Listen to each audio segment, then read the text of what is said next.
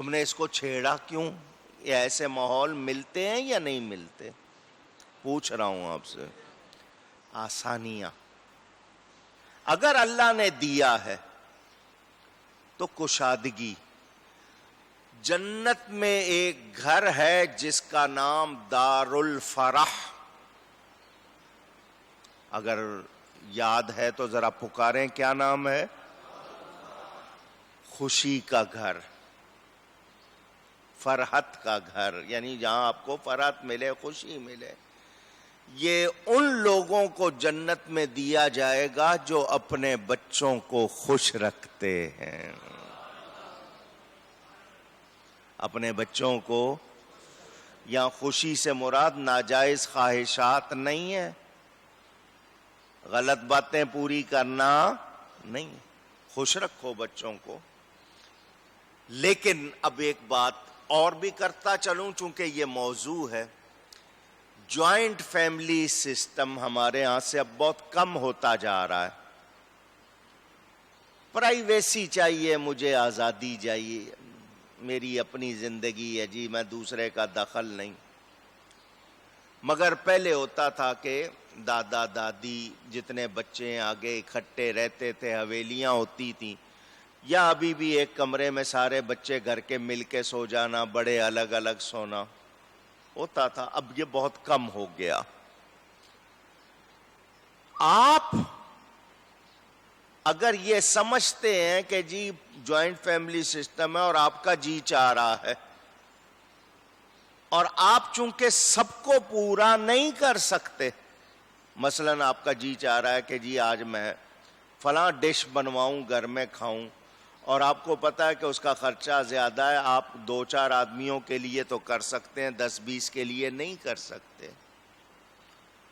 تو ایسے میں آپ اگر یہ محسوس کریں کہ نہیں میں جی مجھے کرنا ہے اور ان کی وجہ سے نہیں کر پا رہا،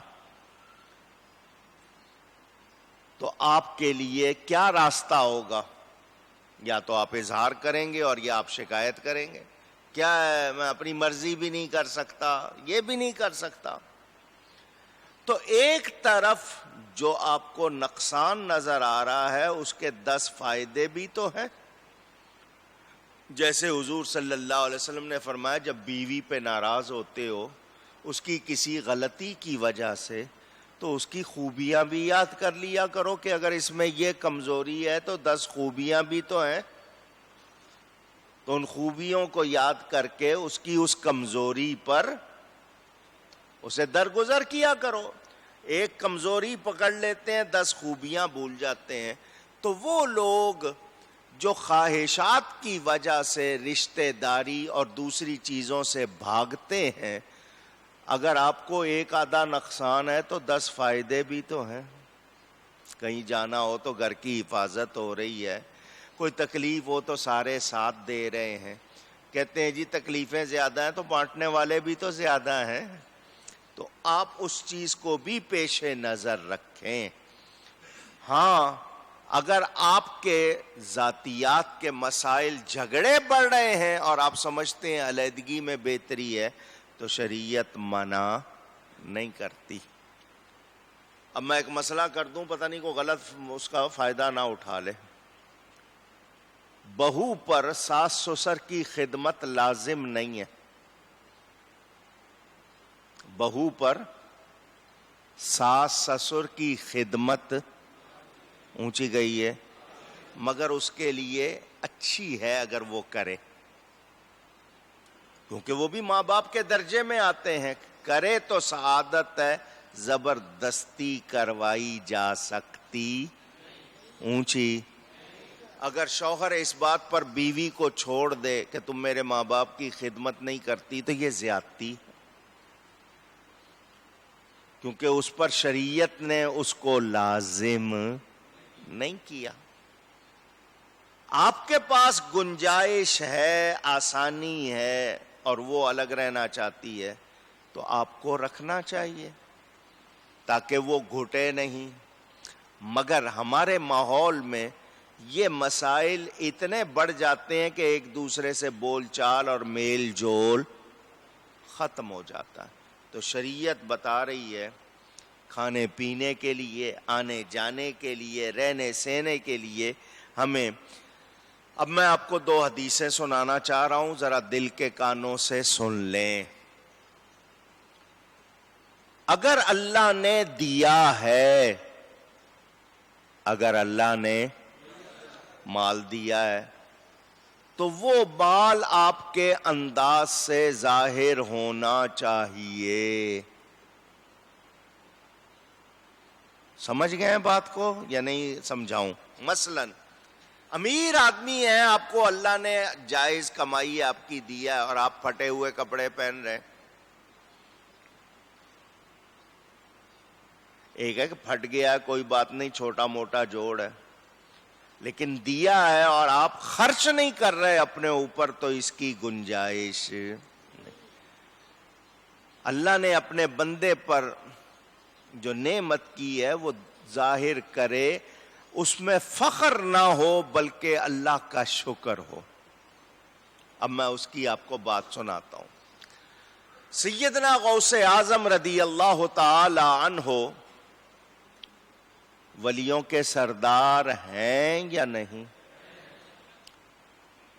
بادشاہ کے لیے، اس زمانے میں جو بادشاہ تھا اس کے لیے کوئی تحفہ لاتا تھا، مثلا درزی ہے، اس نے کوئی خاص کپڑا تھا خاص سیا کہ بادشاہ کو دوں گا، مجھے کپڑے کے پیسے محنت بھی مل جائے گی اور ساتھ میں انعام بھی مل جائے گا، وہ لاتا.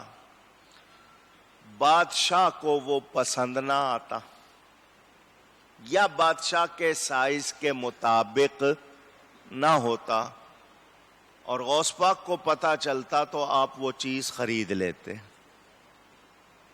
وہ چیز خرید کہ اس بندے نے محبت سے بادشاہ کے لیے بنائی، بادشاہ کو پسند نہیں آئی یا پوری نہیں آئی، اس کو کوئی اور جگہ سے قیمت نہیں ملے گی، آپ وہ پوشاک خرید لیتے.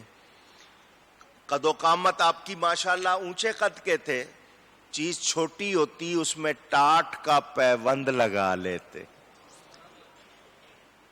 بہترین لباس بنا ہوا ہے لیکن چھوٹا ہے تو اس میں جوڑ لگا لیا تاکہ تکبر کا احساس نہ. 2 دن پہنا، تیسرے دن کسی کو دے دیا، تیسرے دن کسی کو دے دیا. یہ میں آپ کو بتا رہا ہوں. بعض لوگوں کا حال کیا ہے، پیسہ ہے نہیں جی، انہوں نے کپڑے ایسے پہننے ہیں جیسے لگے نادار ہیں. تو اگر اللہ کی نعمت کے طور پر ظاہر کرنے کے لیے اچھا پہنے، خوش لباس ہو تو شریعت پسند کرتی ہے، منع نہیں. ہاں ایسا لباس، ایسا جوتا، ایسی چیز جس کو پہن کر آپ دوسرے کو حقیر سمجھیں، کمتر سمجھیں، اس کی گنجائش اونچی کہیے گا نہیں ہے. کہ وہ آپ پہن کے آپ دوسرے کو کمتر سمجھ رہے ہیں تو یہ بہت بری بات ہے. کیونکہ تکبر، جس کے دل میں رائی کے دانے کے برابر تکبر ہوگا وہ جنت میں نہیں جائے. بہترین لباس، بہترین کھانا کھانے میں اللہ کی نعمت کو ظاہر کرنا ہو، ضائع کرنا نہ ہو، دکھاوا نہ ہو تو پھر اس میں کوئی برائی. بھلے ₹1,00,000 میٹر کا کپڑا پہنو، منع نہیں ہے، مگر تکبر نہ آئے اور اللہ کی راہ میں خرچ کرنا پڑے تو دل تنگ نہ ہو، یہ ذہن میں رہے. اگر آپ کے پاس گنجائش ہے تو سارے کام بیوی سے نہیں کرانے، کوئی لونڈی رکھنی پڑے، ملازمہ رکھنی پڑے تو رکھنی آواز چاہیے. گھروں کے اندر کام کے لیے بالغ لڑکے نہ رکھے جائیں. جو بالغ ہیں وہ گھروں کے اندر کام کے لیے نہ رکھے جائیں. اجنبی لوگوں کی نسبت، وہ لوگ جو اجنبی ہیں، اسٹرینجر ہیں، ان کی نسبت گھر میں رہنے والا غلام زیادہ نقصان کا سبب بنتا ہے. یہ شریعت کی باتیں بتا رہا ہوں. گھر میں آنے جانے سے اس کے دل میں کوئی خوف نہیں رہتا، اس کو آپ کی ساری کمزوریاں معلوم ہو جاتی ہیں، کون سے ٹائم کہاں ہوتے ہیں، کیا کرتے ہیں، کہاں رکھتے ہیں، کیا کھاتے ہیں، ساری، تو وہ آپ کے لیے زیادہ نقصان کا باعث بن جاتا ہے۔ آپ کو جتنا ڈر رازدان سے لگتا ہے دوسرے سے لگتا سامنے کی بات ہے۔ تو ہم لوگ کبھی کبھی اپنے ہاتھ خود کاٹ لیتے ہیں، یعنی ایسی کمزوریاں کر لیتے ہیں، پھر بعد میں مشکل بن جاتی ہے۔ گھر کے ملازموں پر فوراً الزام بھی آ جاتے ہیں، کوئی چوری ہو جی اس نے کیا ہوگا کیونکہ کمزور ہے، فوراً اس پر ہم سب سے پہلے کرتے ہیں۔ تو اس لیے احتیاط کرنی چاہیے۔ کسی بزرگ نے غلام خریدا تو دوسرے نے کہا آپ کو غلام خریدنے کی مبارک۔ انہوں نے کہا مبارک اس کو دو جو اپنی خدمت خود کرے، مبارک اس کو دو جو اپنی خدمت خود کرے۔ غیر کی خدمت لینے سے، یعنی کسی اور سے کام کروانے سے بچے، خود اپنی خدمت کرے، اس لیے کہ اس طرح ذمہ داری بھی کم ہوگی، تکلیف بھی کم ہوگی، اور گھر کی سیاست بھی صحیح رہے گی۔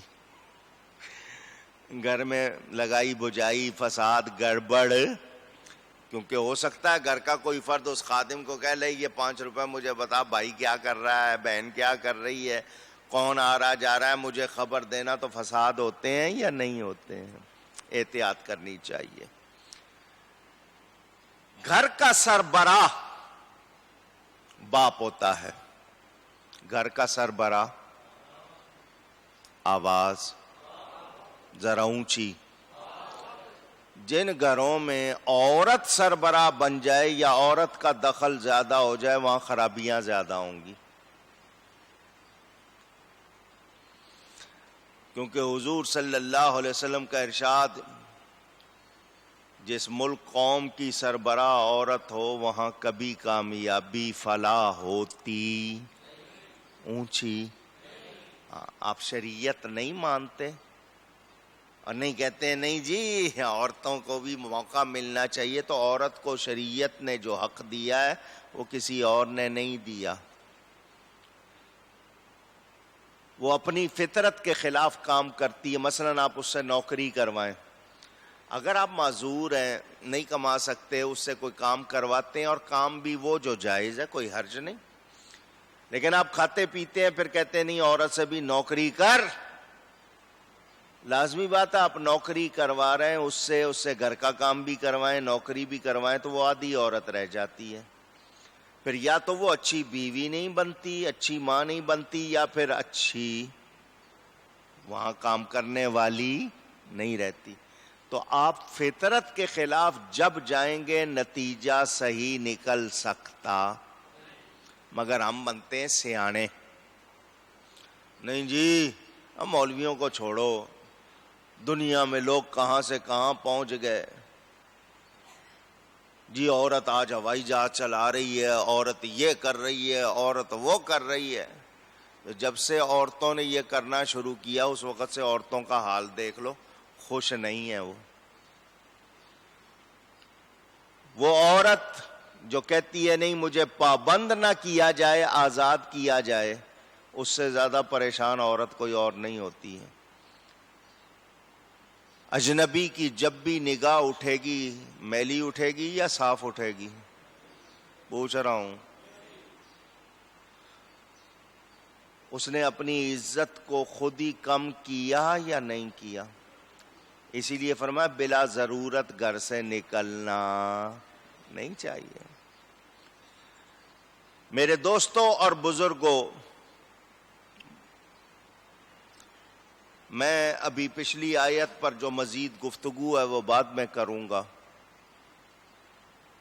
یہ جو باتیں آپ کو گھریلو بتا رہا ہوں ان کو سمجھیں۔ آپ سگے بہن بھائی ہیں، عمر ہو جائے 9 برس، کتنی؟ اور اونچی، میرے خیال 2 مرتبہ کہا آپ نے، 1 مرتبہ اور کہیں، اب یاد ہو جائے گا آپ کو۔ لڑکا آپ کا 9 برس کا ہو گیا یا 9 برس کی لڑکی ہو گئی، بستر الگ کر دیں۔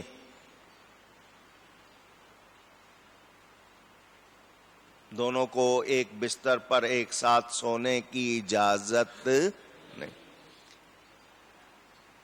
اکیلی لڑکی ہے، ساتھ میں بیٹا ہے، دونوں کو کہا ایک کمرے میں سو جاؤ، یہ بھی درست اونچی نہیں۔ شریعت کے مسئلے بتا رہا ہوں۔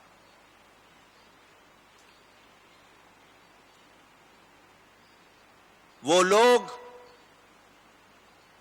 جو احتیاط نہیں کرتے پھر ان کے ہاں مسائل پیدا ہوتے۔ بہت زیادہ کھلے لفظ نہیں کہہ سکتا، صرف احتیاطاً اشارے سے بات کر رہا ہوں۔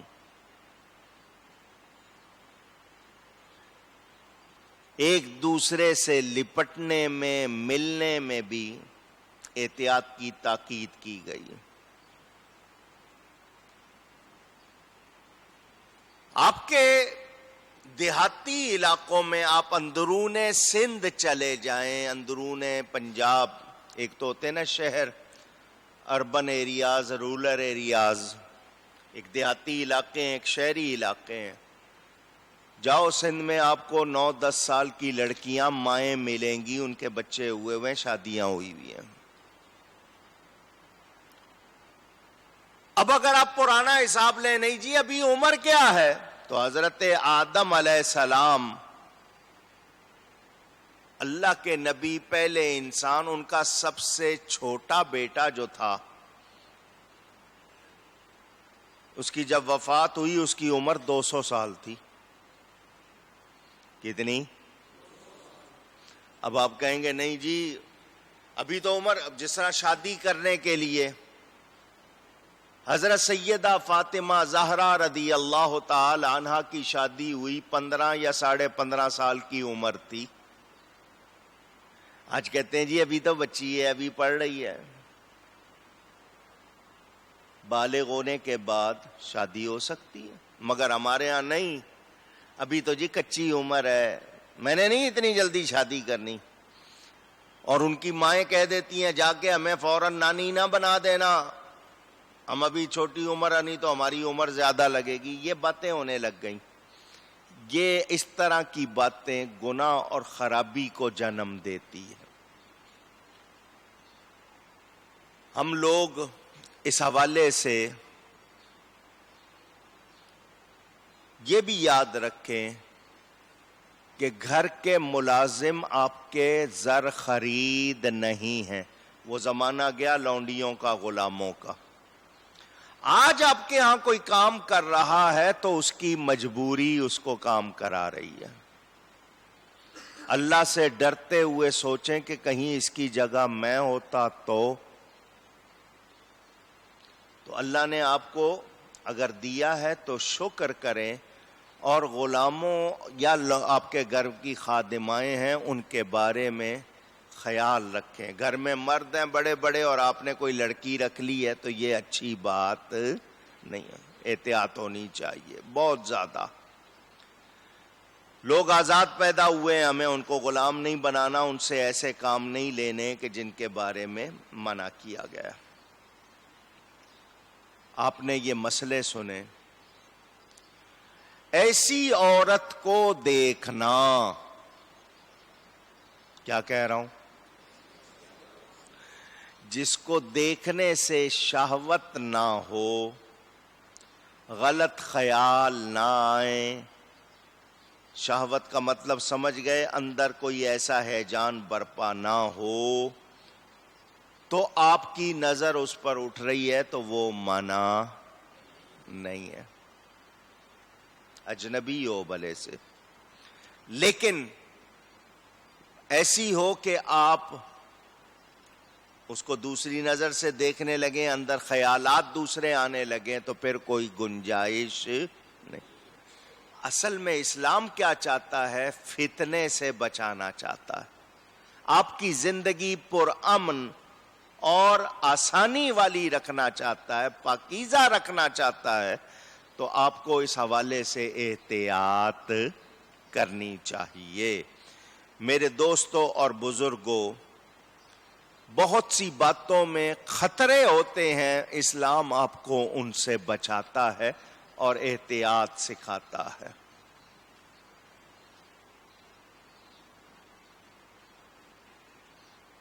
میں اس حوالے سے دو تین باتیں مختصراً عرض کر کے آج کی گفتگو کو ختم کروں گا، مگر یہ بیان ابھی اور کروں گا بعد میں۔ اگلے جمعے انشاءاللہ خلیفہ رسول حضرت سیدنا ابو بکر الصدیق رضی اللہ تعالی عنہ کا دن منانا ہے، ان کا تذکرہ ہوگا، اس کے اگلے جمعے میں مزید تفصیل۔ اللہ تعالی نے انسان کو بنایا، مرد اور عورت کے جسم میں ساخت میں بناوٹ میں فرق رکھا، ظاہری دیکھنے میں بھی اور اس کی صلاحیت میں بھی۔ دھیان سے سنیے گا،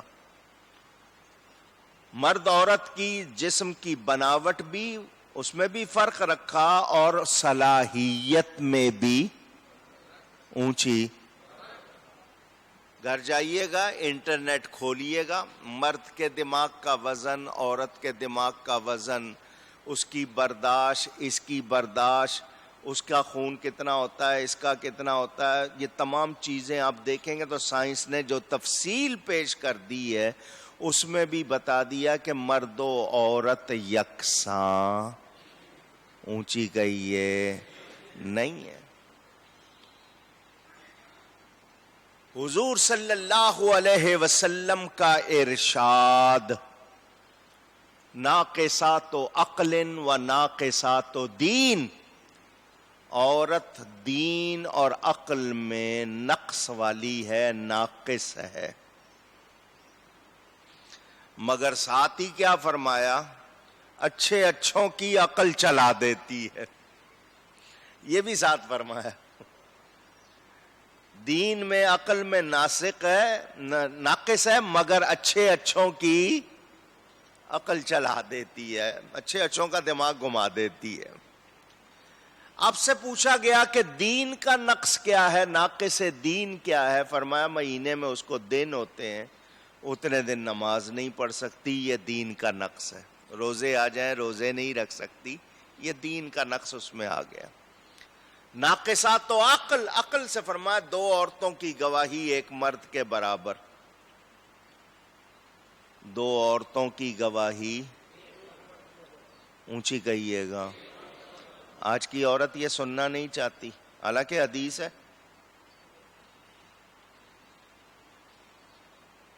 یاد نہیں رہتا عورت کو، اور کتنی باتیں ہیں، مگر آج کی عورت ہے دو عورتوں کے برابر ایک مرد، یہ کیسے ہو سکتا ہے؟ تو شریعت کے احکام سن کر، دھیان سے سننا یہ جملے، شریعت یعنی قرآن و سنت کی بات سن کر، اللہ اور اس کے رسول کا حکم یا فرمان سن کر اپنی رائے دینا۔ میں نے کیا کہا ہے؟ اس کے مقابل، یعنی اللہ کا حکم سنا، رسول کا حکم سنا، اس کے مقابل اپنی رائے دینا، یہ اتنا بڑا جرم ہے، اتنا بڑا جرم ہے جو آپ کا ٹھکانہ جہنم بنا دیتا۔ فرمایا جو قرآن کی تفسیر اپنی رائے سے کرے وہ بھی جہنمی، اپنے آپ کو کیا بنا لیتا ہے؟ جہنمی بنا لیتا۔ اب یہ بات آپ نے مجھ سے پہلے بھی سنی ہوئی ہے، پھر سنیں۔ دسترخوان بچھا ہوا ہے،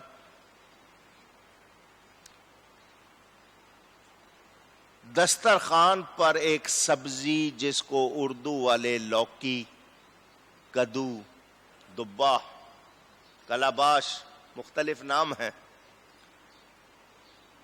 آ گئی، حضور صلی اللہ علیہ وسلم کو بہت پسند تھی۔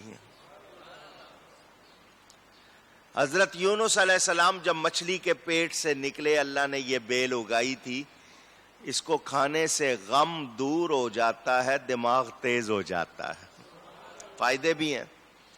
حضور صلی اللہ علیہ وسلم کبھی آتی پکے برتن میں ڈھونڈ ڈھونڈ کے کھاتے تھے، نبی کے لیے بنائی گئی تھی نا، بڑے شوق سے کھاتے تھے۔ تو دسترخوان بچھا، علماء بیٹھے ہیں، دوسرے بیٹھے ہیں، یہ برتن میں یہ سبزی آ گئی، تو جن کا گھر تھا انہوں نے کہا آہا کیا خوب، یہ تو سبزی میرے نبی پاک صلی اللہ علیہ وسلم کو بہت پسند تھی۔ انہوں نے دیکھ کر حضور صلی اللہ علیہ وسلم کی پسند کا بیان کیا۔